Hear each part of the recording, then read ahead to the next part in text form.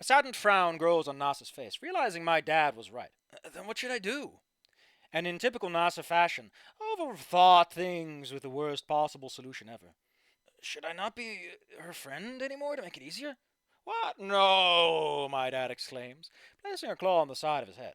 After Jesus, you do say the wrong thing at the wrong time. Even think it too. Nasa blinked. Look, I'm not here to tell you to break things off with Olivia. God forbid I'd ever want anything like that.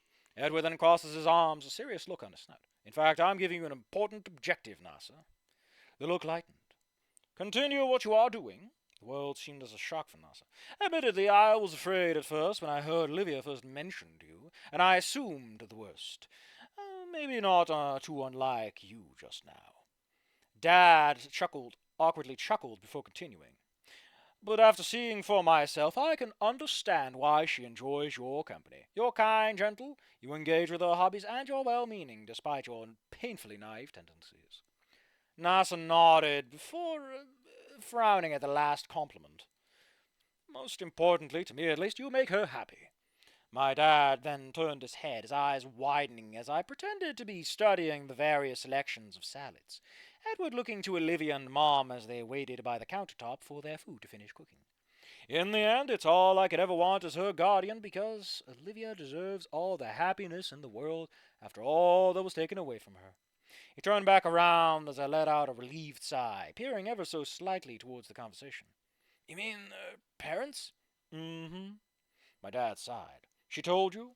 Yeah. Nasser answered truthfully as my dad took off his glasses, folding in his temples to peer down at the table before looking back up.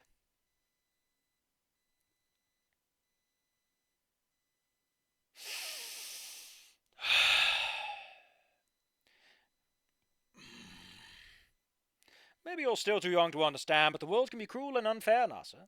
And by the end of the day, the only thing anyone can ever do is adjust how they react to it.